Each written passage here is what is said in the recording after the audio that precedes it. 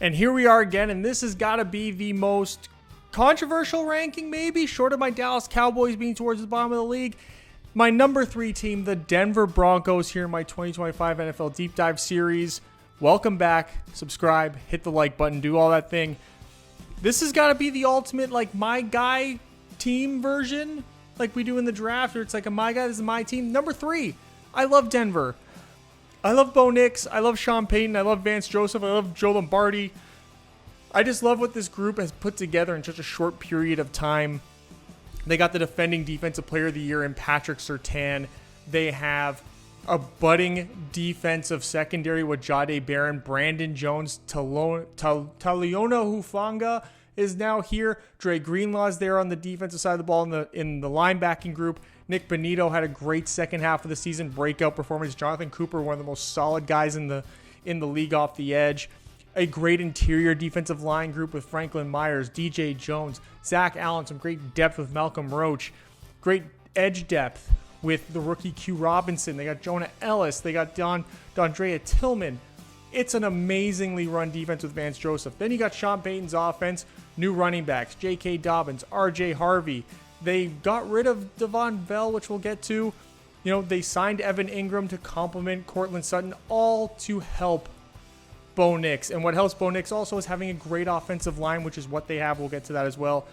This is all based upon how Bo Nix is going to develop this season, how he can build on what he did last year, which was fantastic football, really balanced, smart game, led by Sean Payton and this coaching staff. An organization that was in horrible condition before Sean Payton got here, and that's why we got to start with this coaching staff and start with the culture that they've built here. Starting with Sean Payton, who's my second ranked head coach. What he's been able to do just historically and how he so quickly can turn a team around and make them competitive by just making like these small tweaks and getting the right people in place. He's a master at it, and his system is amazing, and his work with Joe Lombardi, who's my 7th ranked offensive coordinator, them as a pairing just works really well. You know, he kind of inherited a terrible situation here in Denver, like I was discussing before, and being able to move on from Russell Wilson effectively, being able to get Bo Nix in-house, get the right guy in-house, the right quarterback, and then just simultaneously turn the entire offense around is just incredible. It was like watching Jim Harbaugh do it with the Chargers. It was like watching, all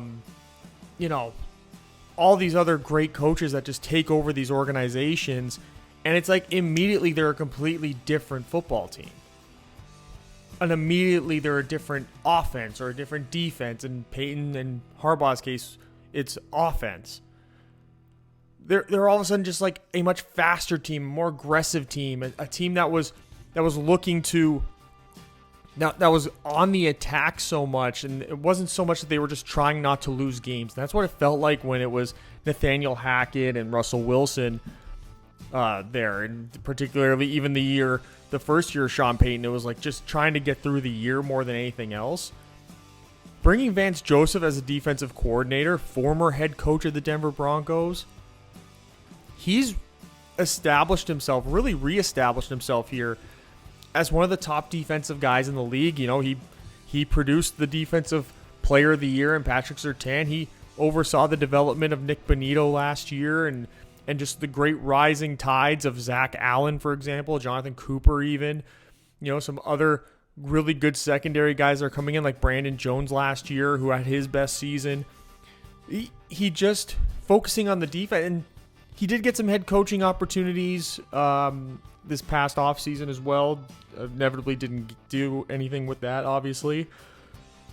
I do wonder if Vance Joseph excuse me, doesn't fall into that category of great coordinator, not so great head coach.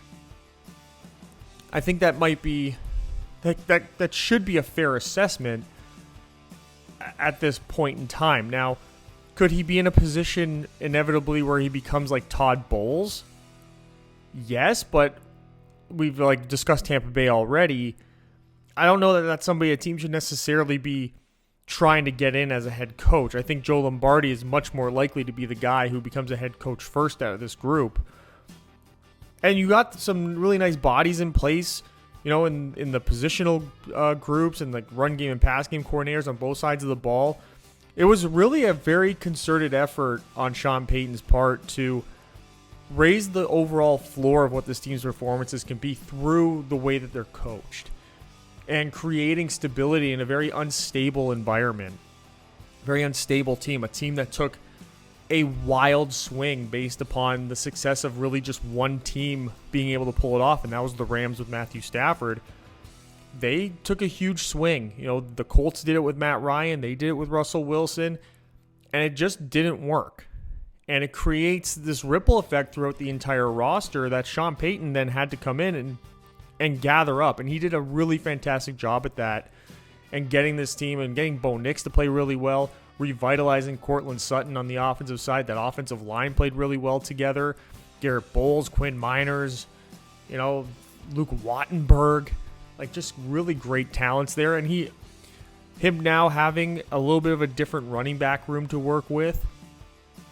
I think one that he's now been able to finalize what he wants this offense to look like from a personnel standpoint. There was the rumors of Alvin Kamara. I don't know if that could possibly still be in play. I wouldn't doubt that still being in play, to be honest, because I do think that he could be on the chopping block at some point during September or October. I'd say probably closer to the end of October, where if Denver's running game isn't where Sean Payton wants it, he can go get that. And he knows what he has in Kamara, and he already tried to add that in R.J. Harvey. So we'll see how that works out with the rookie. We know he knows how to get the most out of running backs in particular. He had great history with Mark Ingram and Alvin Kamara in particular. Even going back to like Pierre Thomas and Reggie Bush and all those guys too. Really did a great job. Chris Ivory, another great example. Just did really well from that standpoint. So he wants to be able to develop a wide receiver too here. They did get rid of Devon Valet or whatever. He went to the Saints, I believe, in a trade right here towards the end. I was very surprised at that. I don't support it. I thought he was a great talent to have, so I don't really understand that.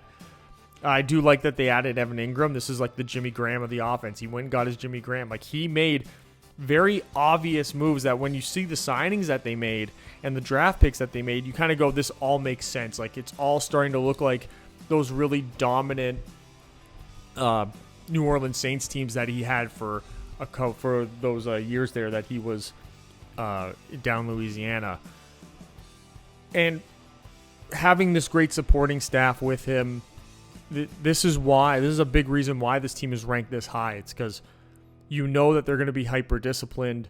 That they're going to be more than overly prepared every single week when they come into play. So this is all looking really good, and I really like Sean Payton here. I did put a little money down on him being Coach of the Year as well, so we'll see how that all works out. This is the time where I go to an ad break, but we don't have ads yet. We're almost at the end of the series, and we don't yet have ads. Maybe we can get ads on the last one. Come on, guys. Subscribe, like, please. Oh, my God. The quarterback is Bo Nix, and he comes in for me 18th to 20th, tied for 18th, with a couple other guys, with an 84 grade. Not bad for a guy going into his second year. I loved Bo Nix coming out, and there was a lot of assessments that I made of Bo Nix in previous videos, from last year, just assessing him. But the one thing about Bo Nix, I just kind of figured he would settle into the NFL relatively well. You expect a slow start, which is what he had. But then as the season builds, just get better and better and better and more comfortable. And that goes back to his days in college, Oregon and Auburn, where he spent a lot of time in college, which is a pretty good sign for a quarterback. It shows that he's going to get some experience. There's been a lot of success for some of these quarterbacks that have stayed a little bit later in school. Jane Daniels is a great example of that as well, from the same draft class.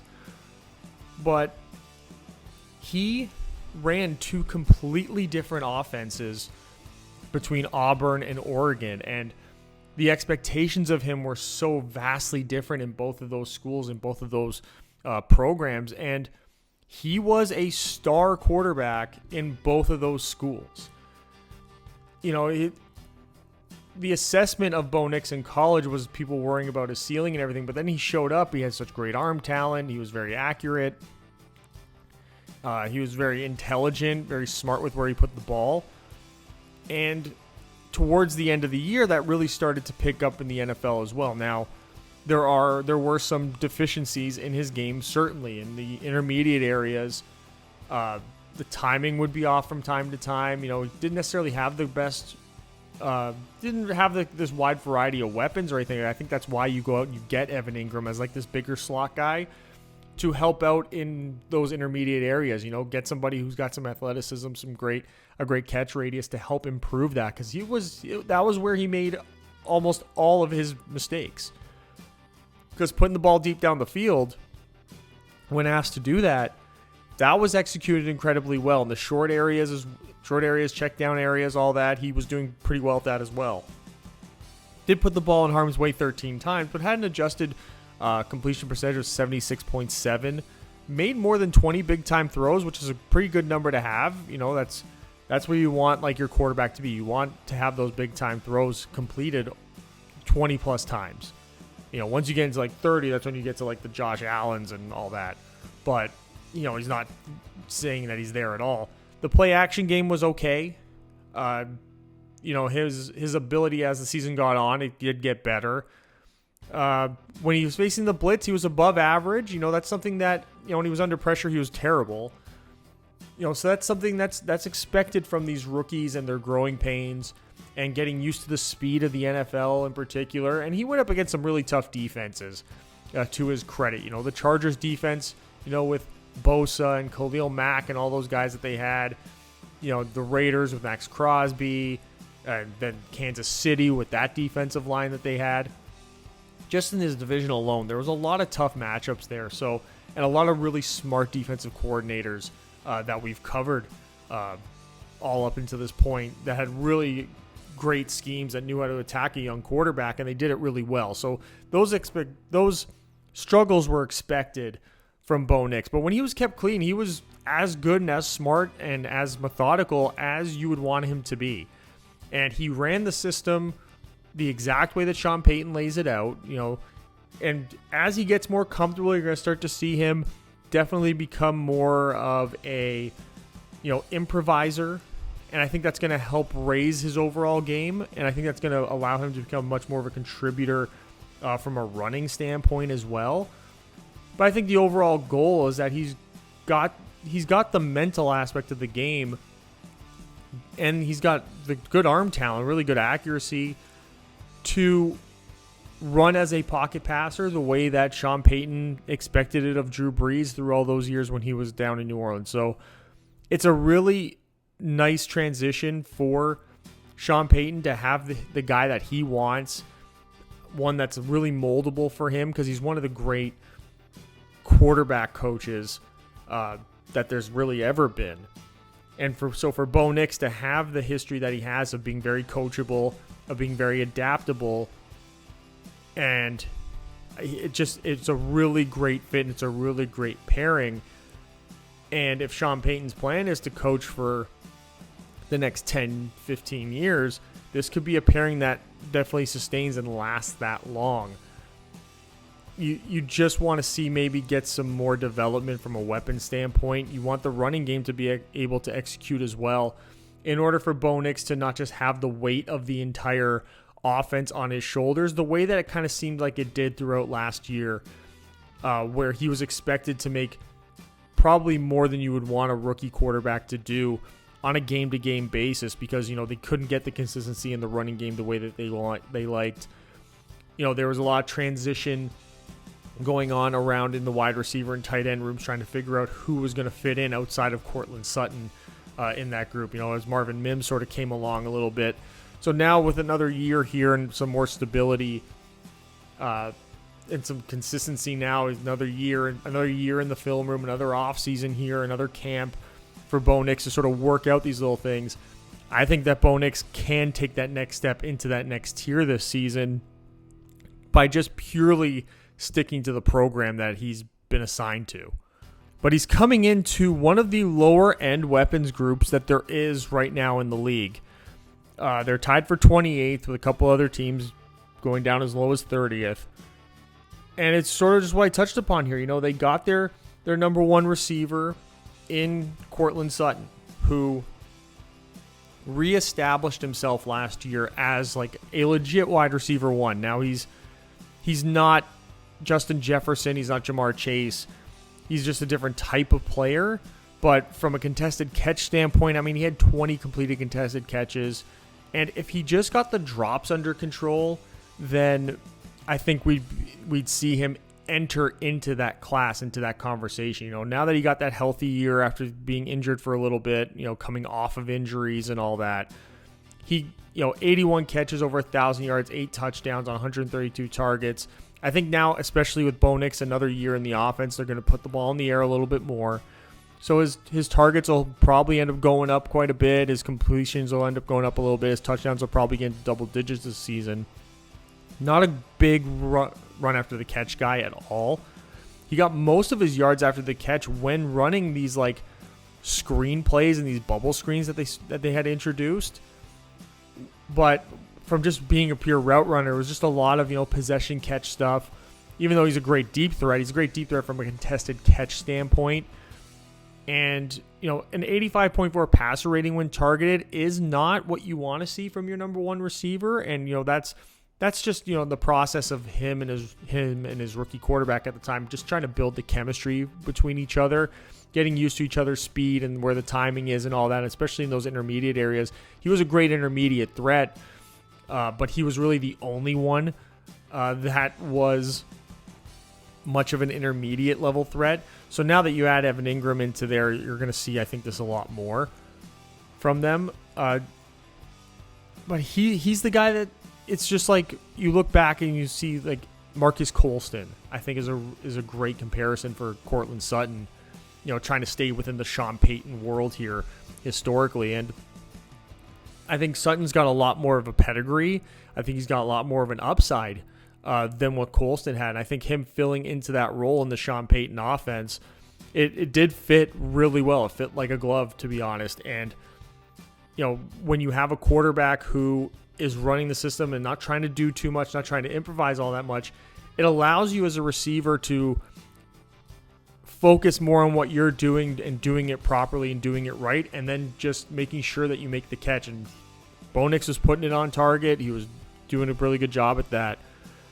And being a pure outside receiver, you're going to draw, the team's best corner. So, you're drawing Trent McDuffie. You're in that situation where that's who you're going to be working up against. So you got to, anticipate that Courtland Sutton's going to end up in a lot of these single coverage situations because he's going to be on that island against the number one corner on the other team.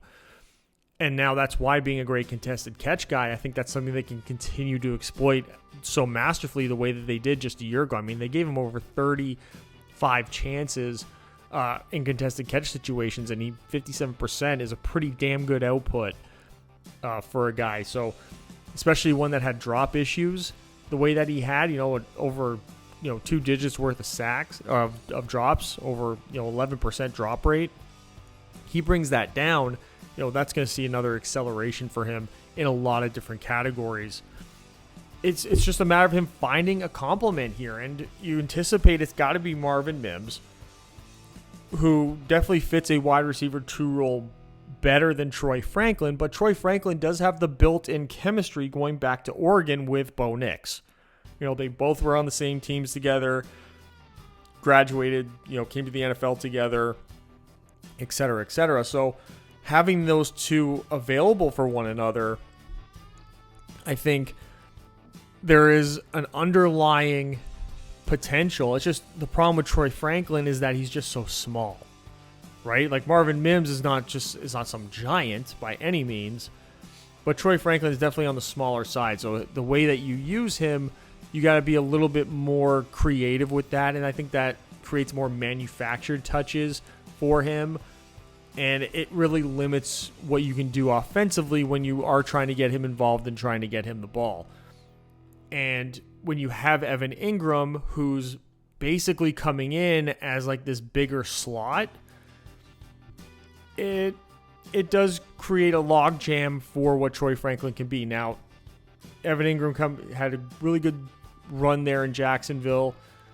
Kind of revitalized himself, became a much better blocker in Jacksonville than maybe what we're used to seeing. You just want to see him continuously improve on, his yards after the catch, and, being a great athlete is what makes Evan Ingram a dangerous weapon. And I think him settling in here and Sean Payton understanding how to use a tight end with such a high athletic profile puts him right back in his comfort zone, because we saw previously other tight ends on this roster, like Greg Dulcich, for example, Adam Trotman, who's still on this team, them try to get used in that more athletic tight end role, and Sean Payton just struggling to get the right fit in there. And I think that's why you get aggressive and you go get Evan Ingram. Because he's the guy that's going to fill in that spot. He's the guy that's going to be Jimmy Graham for you as well as anybody. He's basically the carbon copy of what you had in that.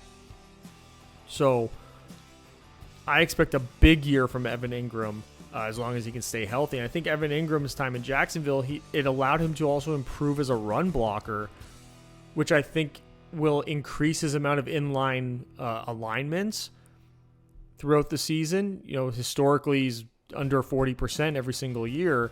I think you can get that up to a more modern, traditional tight end than just being a big slot. I think people are maybe underestimating Evan Ingram's ability to be a more traditional inline tight end on like first and second down. I thought he did pretty well in Jacksonville, much better than he did for the New York Giants as a run blocker, that's for sure.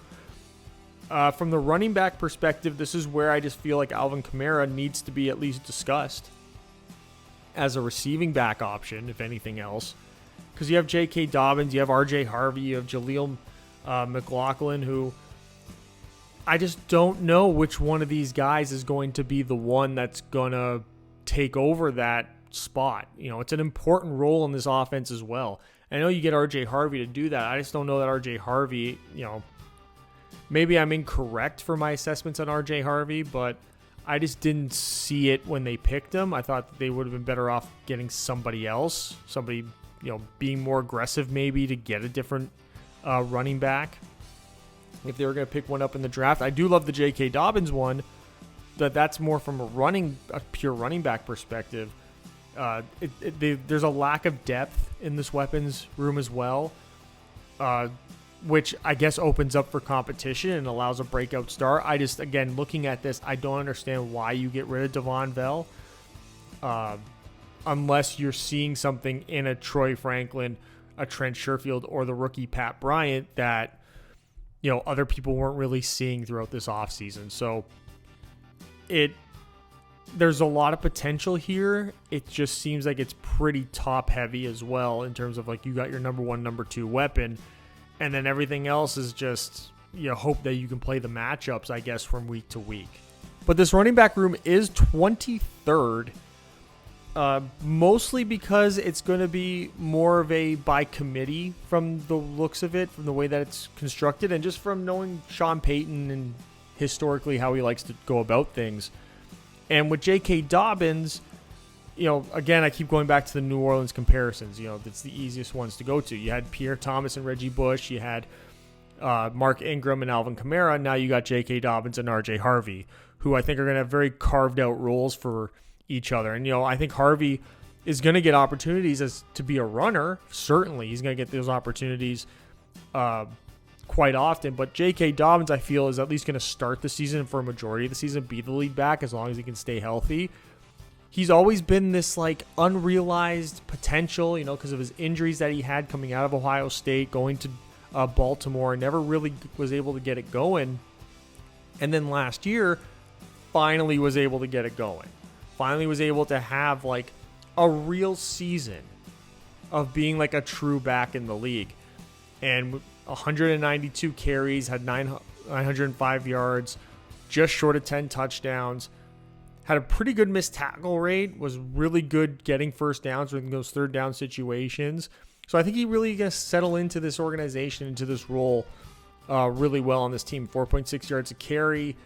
You can talk about how the offensive lines will differ. I think that Denver's got a really good offensive line here, so I think it's going to open up opportunities for Dobbins as well.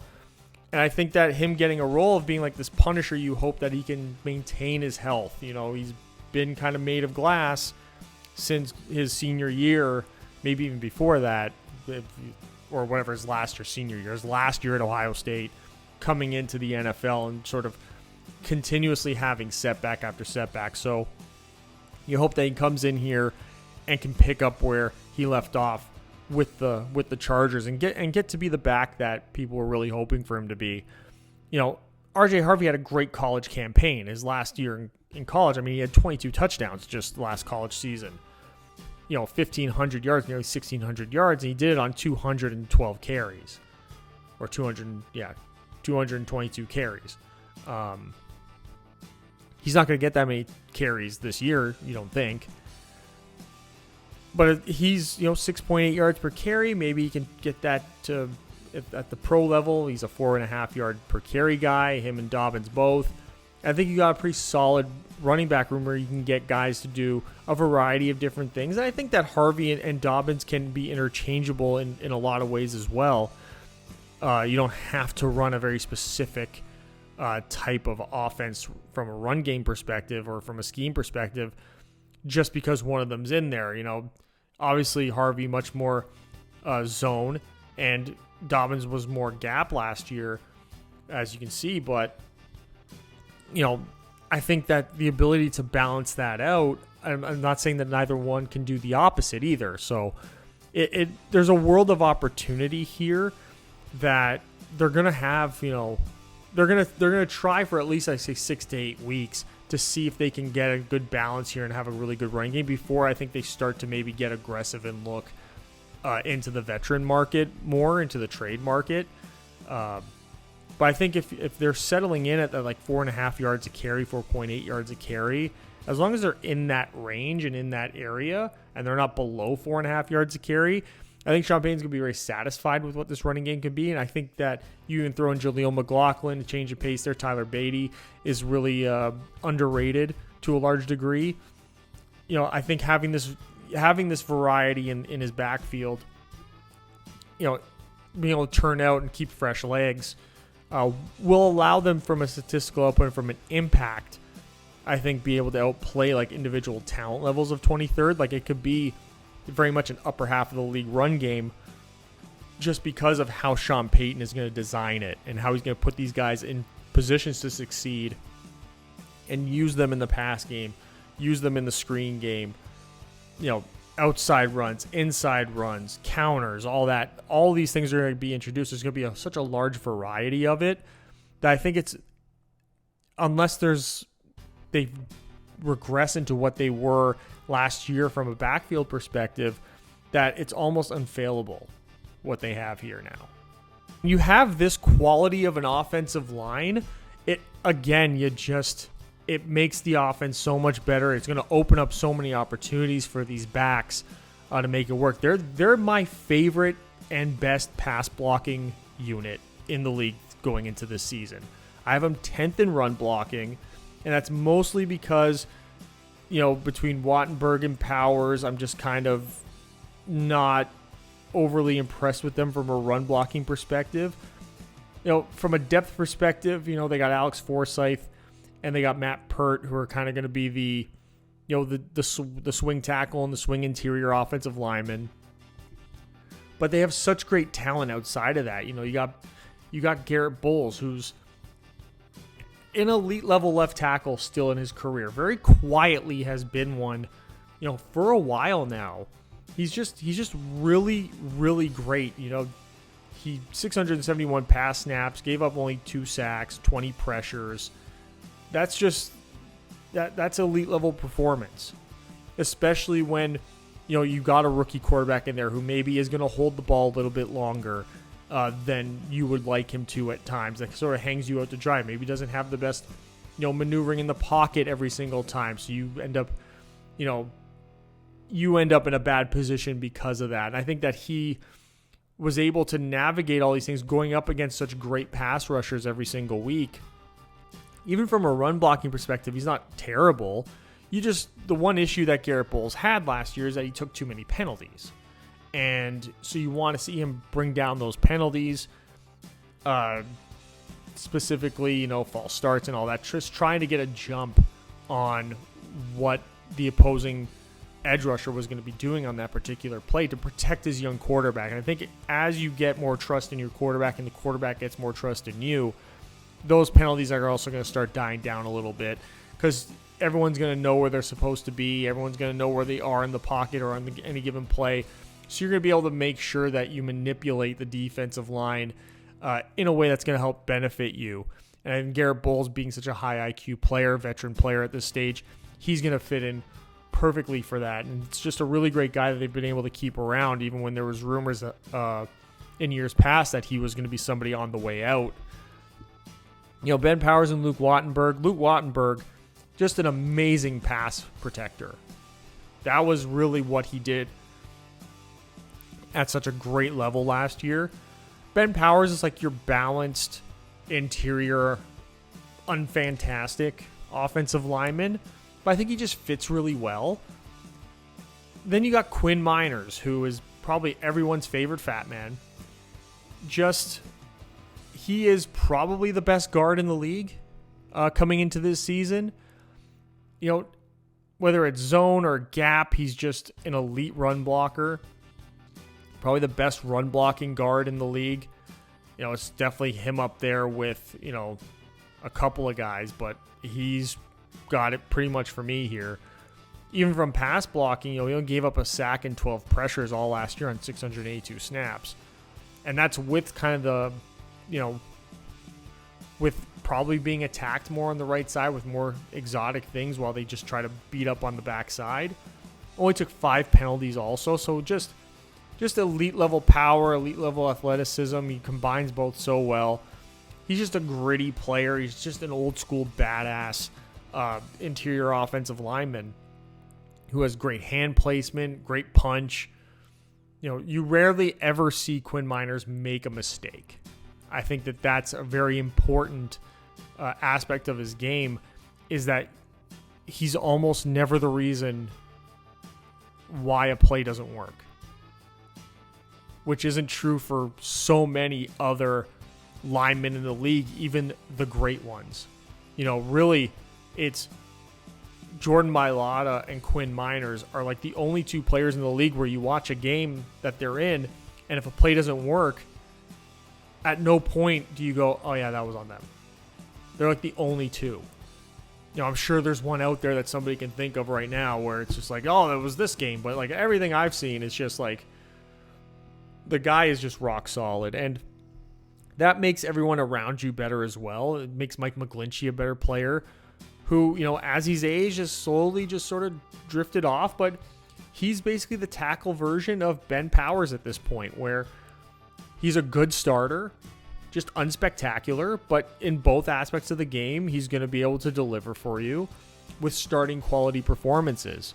He's not Garrett Bowles, just like Ben Powers isn't Quinn Miners, but we've covered a lot of teams this year, up until this point, almost 30 teams now, and we've seen a lot of guys in a lot of starting lineups that are not nearly as good as what these guys have from their worst starters. So when Mike McGlinchey and Ben Powers are your 2 worst starters, I think that you have a really great offensive line, and they definitely do. It definitely reflects in their overall grade. And having this great of a pass blocking offensive line only does more things for your rookie quarterback. It allows your rookie quarterback to play with a lot more confidence, because once he realizes subconsciously that he's got this elite level pass blocking group in front of him, that allows you to play with so much more confidence, a lot more comfort. It allows you to be so much more trusting in your eyes and being able to get to that second and third read down the field. And then that just raises the offense to this whole other level. And especially when it's so important to build a young quarterback's confidence that way. So Sean Payton making sure that this group was here, making sure they're coached up well, making sure it's all the right guys fitting all the right schemes. and not putting guys in bad positions where their skill set just doesn't apply to it, it creates a really great welded relationship between the quarterback and the offensive line, and then inevitably between your running backs and the offensive line, where now the running backs, your top 10 run blocking offensive line, the running backs can now trust the way the play is drawn up and trust to just follow the system and not do all this dancing behind the line of scrimmage and improvising the way that they would with a much lesser offensive line, or anticipate there being options and slowing down their feet maybe before they need to, before getting to the line, and, trusting and getting outside, running very patiently. I'm not talking about like Le'Veon Bell levels of patience behind the line of scrimmage, but being able to trust that everyone's going to be where they need to be, and then you're just going to execute at a higher level and be able to keep drives going and execute in those key third down situations, and being able to use your entire playbook as well in every single down, in every single situation. And having this offensive line opens you up to be able to do that. So overall, it is my 15th ranked offense. They're 13th in pass offense, 21st in the run game. And that just comes from, what that running back room is going to actually look like. How well can they perform given the great offensive line? And the pass offense, falls outside that top 10 just because we're not sure what this weapons group looks like outside of Sutton and Ingram in particular. You got to find who's going to be that number 3 effective from an effectiveness standpoint. Who's going to be that wide receiver 2 that breaks out? That is going to be what gets them into that top 10 of an overall offense. Now let's move on to the defensive side of the ball, where Vance Joseph's run defense, which was nothing short of heroic to a degree last year with how well they performed at times, and it all starts with what they got up front. Just an incredibly well-balanced group that they've been able to put together here, and it starts with Nik Bonitto, who had his breakout season last year. Now, people are going to be upset, that he's not ranked, in the 90s with a 15 sack season, but he was 48th in pass rush win rate. He did have a slower start to the season. It wasn't like he just came on the first game of the year and just dominated everyone he played against. He had some really great, exciting, dominant performances. But that doesn't mean that he's all of a sudden now this overly complete edge rusher. He doesn't have a whole lot of power to his game at all, which certainly comes out in, his missed tackle rates and, being able to force fumbles and his stops on third down when he's given opportunities. There's certainly just not a lot there for that. And, the win rate of only being 48th, 15 sacks on 57 pressures, that's a really high pressure to conversion rate that isn't realistic to maintain. So, and that comes from him being relatively one-dimensional in how he can win at the pass rush point. If this offseason, and throughout the year he starts incorporating more power to his game, I think that's going to help improve his overall performances. But you look at all the things that he did, it was all just being this hyper athlete and such a great release off the line of scrimmage and a great get off, and the bend around the outside, and then just having quick hands to be able to get them on the quarterback the second they're within range. But then when he would go up, if that speed didn't really work, then he was pretty much out of the play and relatively completely ineffective, which does drop his grade down a little bit. I think Bronco fans, I don't know if Bronco fans are, delusional about it the way that Jaguar fans are about Trayvon Walker, for example. Even though Bonitto's just a completely 2 tiers higher than Walker as a player. But there's like this misconception that Trayvon Walker's like this elite level edge rusher. And I think that Nik Bonitto can approach that elite level, but he has to incorporate the power aspect into his game. And I think that'll help him also from a run defense perspective as well, which he doesn't just grade out that well at. And which is why you're probably going to see Dondria Tillman come in more of those key situations, even get Jonah Ellis some snaps in those more obvious run situations, while Bonitto becomes, I don't know that he gets the highest snap count between him and Jonathan Cooper, who we'll get to, but I do think that he will be the primary pass rusher on the team. So picking up, another 600 something snaps this upcoming season, I think is realistic for him. He also plays with a really great interior defensive line. John Franklin Myers was the number one pass rush win rate interior defensive lineman last year. Just doesn't bring you a whole lot in the run game, which is sort of just par for the course. He's always sort of been this 3-4 defensive end who, when he was on the Jets, he played like 4-3 defensive end on early downs and then would kick inside in like the 3rd and long situations, which I guess is an interesting role that he can fulfill here. I just feel like him and Zach Allen in that sense are rather close and carbon copies of one another. I do think John Franklin Myers is a better player than Zach Allen. I don't think a lot of people would agree with that, but I certainly would consider that to be the case. So they kind of almost end up competing for snaps with each other to some degree. Savion Jones, Jordan Jackson will be in that mix. But then you have like the true like old school interior defensive lineman, which starts with DJ Jones, who I just love him as he's so incredibly balanced in what he can deliver. He's a tremendous nose tackle for you to have, given the way this roster is built. And I think he can be a 3-down guy.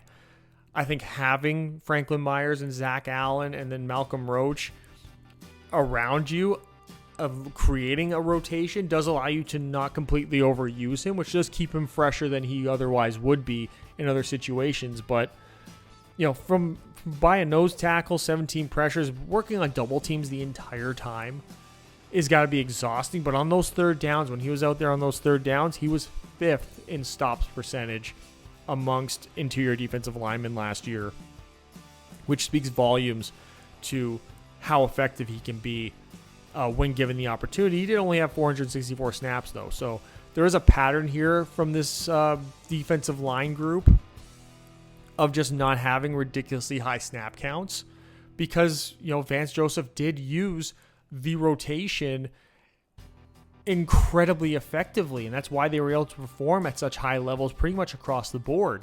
6th in pass rush, 15th in run defense. That's nothing to be, dismissed, especially then you add Q Robinson to the edge group, and Q Robinson's probably going to get his snaps when Jonathan Cooper comes off the field, but I feel like Jonathan Cooper is the most well-rounded out of the entire group. He had 13 sacks last year, which kind of gets forgotten. 40th in pass rush win percentage. So he was doing some really great work as well last season. 15th in stops percentage amongst all eligible edge players. And he was the primary guy, 812 snaps last year. So he's really the 3-down edge guy, while you have more of a, situational rotation going on around him. I think he's probably one of the most underrated players in the league.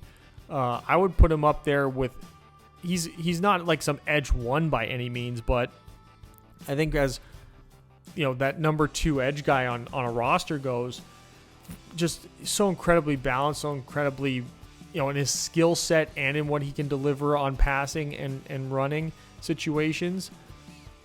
He's just incredibly intelligent. I don't know that he's got like this ridiculously high upside, like he's got like some Myles Garrett upside or anything like that. I'm not saying that, but he's just, I think his floor for what he can deliver is so high at this point. He just doesn't have the high ceiling, so you're getting like this high level edge 2 consistently from him every single week. That's why you got to open up opportunities for Nik Bonitto and for even Q Robinson, to really step up and be like the star pass rushers of this team. I think that's where you're going to see them execute. There's going to be definitely situations where you're going to have Bonitto, Robinson, Cooper, and then probably John Franklin Myers on the field at the same time to just overly, athleticize what you're doing up front and get really fast when you're playing some faster teams out there. You get into a situation, you're playing Baltimore, for example, you're going to want to be able to play fast against them while also trying to maintain your size. So that's where you get Cooper, Allen, Franklin Myers, and Bonitto out there at one time, and you have a really good matchup now against what a team like Baltimore will be doing. And you've got to anticipate you're going to be seeing a team like Baltimore in a very important game in January. So it's a really great matchup for them, and it creates. And even when you have the kind of depth that they have with Tillman and Ellis as well, from just an experience and physicality standpoint, and Malcolm Roach, throw him in there also, to have 8 guys who can come in and deliver for you, it makes you a headache to opposing teams, and it puts them it puts the offense automatically on their back heels. And this is what the foundation of a great defense really starts and ends. And this is a perfect example of that. Even though they aren't the best at anything, they have so much depth and they're so well-rounded that they could arguably be one of the better groups in the entire league. Now, they did, to a degree, sort of change up the linebacker room here. You know, they keep Alex Singleton, Justin Strnad, but they got the rookie Kareen Reed, in the draft. He's going to be more of your traditional run stopper. Definitely a linebacker 4 here. But they got Dre Greenlaw, who had that horrific Achilles tear, and then, didn't really play a whole lot last season either. So, these are, his 2023 numbers that we're showing, where he was, this elite level linebacker in San Francisco. Now he's coming into this team, and his role is going to be significantly different. He's not playing next to Fred Warner anymore. So he's coming in, and the expectation of Dre Greenlaw now is that he's going to be Fred Warner. Now he's coming from a great defensive culture that he's been coached up really well his entire career, whether it's Saleh or whether it's Steve Wilkes or whoever. Just did really well. D'Amico Ryans, he's had great defensive coaches his whole career, and now he gets Vance Joseph. So he's never really been in a situation where he's been having to overcome bad coaching. So he's going to be able to hopefully slide into this role of being a linebacker 1 relatively effectively. You wonder if him being beat up, with injuries, upper body, lower body injuries for the last couple of years, you wonder how much that's really going to affect him. If that takes his toll, because he doesn't really have an alternative next to him. I mean, Alex Singleton is fine as a linebacker too, I guess. But, Greenlaw needs to be the one that really takes this defense by the horns from a leadership standpoint. Because what he's got going on in front of him, like what we just covered, is really great. So you don't want to be letting down that front 4 and then your back end by just not being able to create and account for the middle of the field at the intermediate areas the way that this team's expected to do. Because, frankly, they're so good on the back end and up front that the linebackers' responsibilities here is just don't suck. That's it. Putting it that way kind of seems like I'm bastardizing a bit the responsibility of linebackers in the NFL, but that's really what the role is at this point, because they are so good everywhere else. And Dre Greenlaw coming in, this was like a real, shot at a high risk, high reward signing, because you could get Dre Greenlaw and he could just be completely done for as a player. And then you're kind of stuck there, and then it becomes all of a sudden one of the worst linebacking groups in the league, which can be a problem for this team. But Dre Greenlaw can get right back to his top form that he was in San Francisco.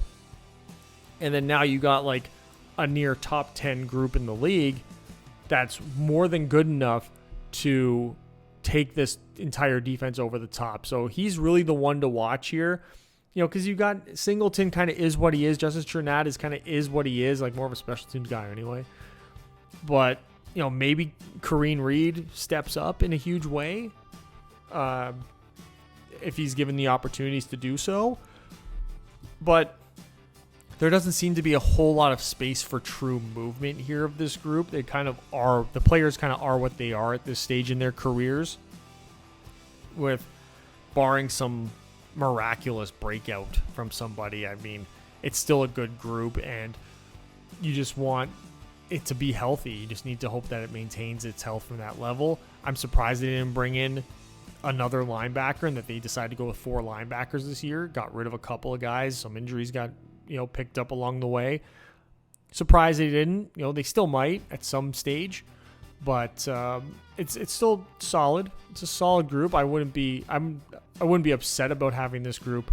I think that there's enough here to be excited about with Dre Greenlaw for the fan base and for the coaching staff. Now, this is the group I'm just the most excited about for them, and that's the defensive backs. They're 6th in coverage, 19th against the run. They decided to keep 5 corners and 5 safeties.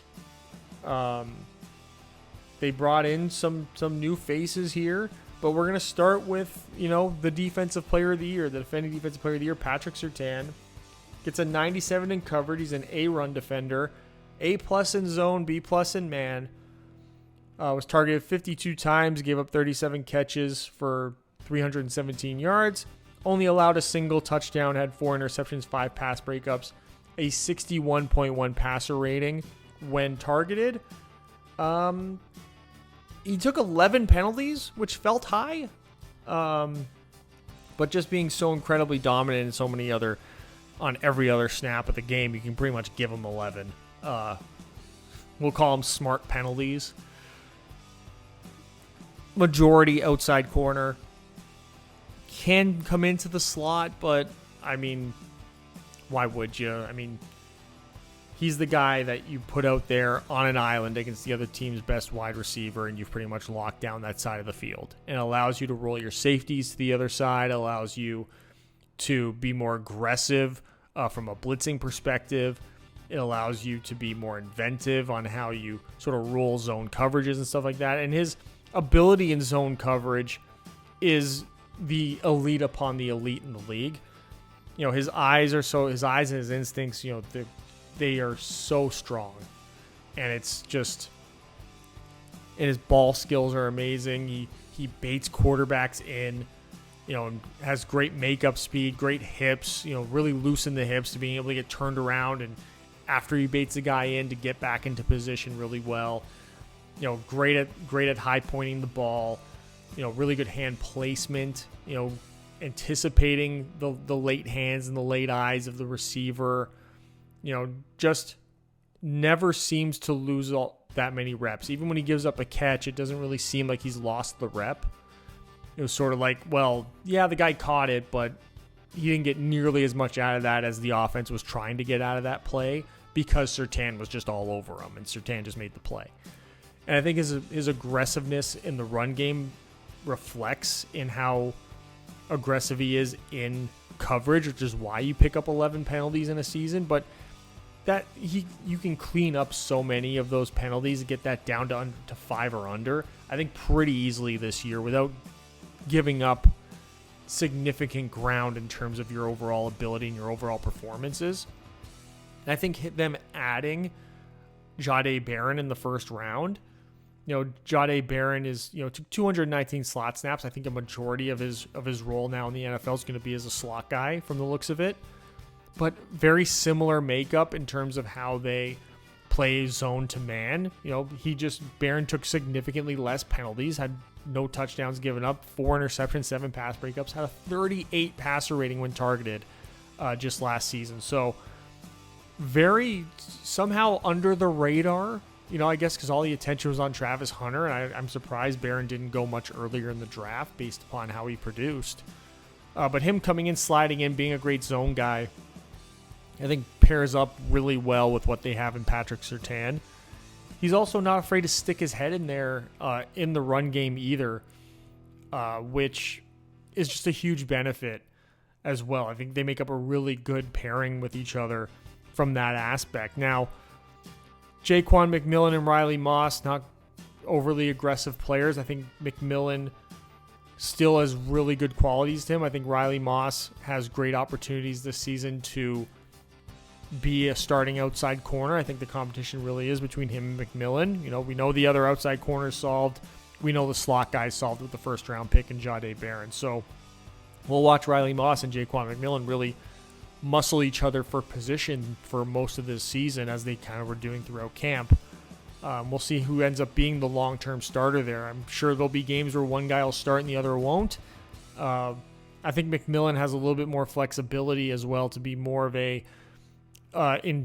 slot guy and more of maybe backing up into the safety area, where They have a great safety room as well. Talanoa Hufanga, the second 49er defensive player they signed in free agency. He had one really great year, and then that was kind of it. Call it injuries also. Same kind of issues Dre Greenlaw's had, with a little bit less consistency, a little bit less of a resume behind him, but coming into the situation where he's basically now safety number 2, I think really benefits him as well. And Vance Joseph's really going to love using his skill set everywhere, especially when you have a guy like Brandon Jones, who had his best season last year for sure. And he's going to be somebody that they want to use more as, a true safety, which allows Hufanga to play closer to the line, even though Brandon Jones is still a really good run defender as well. I mean, he had 89 tackles last season.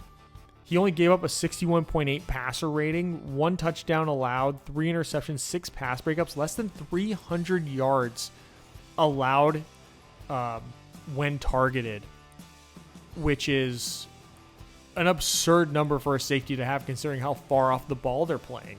So what that tells me is that he was playing really well on the back end, incredibly well on the back end, not giving up hardly anything on the back end at all.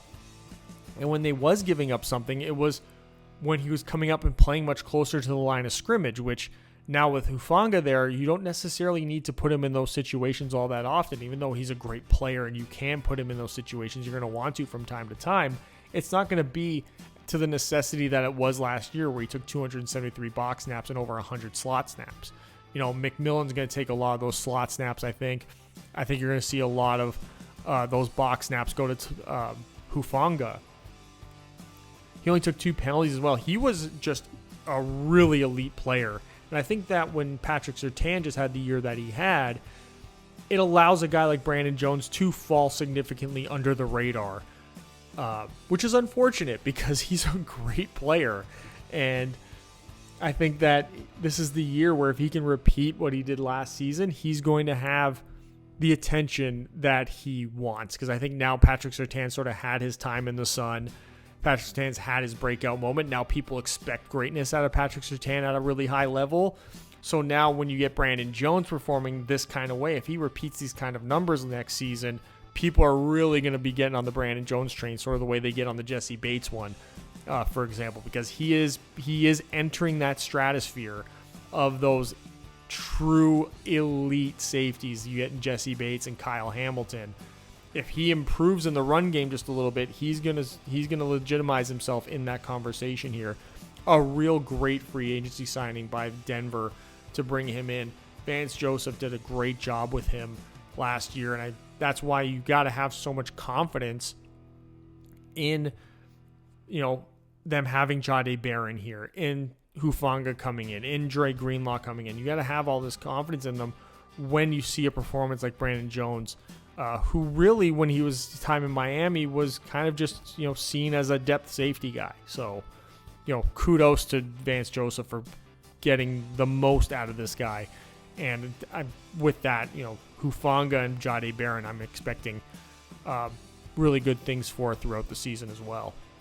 So overall, it is my 3rd ranked defense, 4th pass defense, 12th run defense. The linebacking group and the front 4 in run defense does kind of drag them down a little bit, but still just a really great defense that's going to be giving people a lot of headaches, and they're so well coached that I anticipate there to be significant repeat of great performances that we saw last year. Now, from a schedule standpoint, they are 15th in strength of schedule, right smack dab in the middle. And I got them going over the projected 9.5 wins, obviously. They are my 3rd ranked team after all. So 9.5 wins for my 3rd ranked team, that's an easy clearance for me. No game that they play this year am I going there for this is a loss.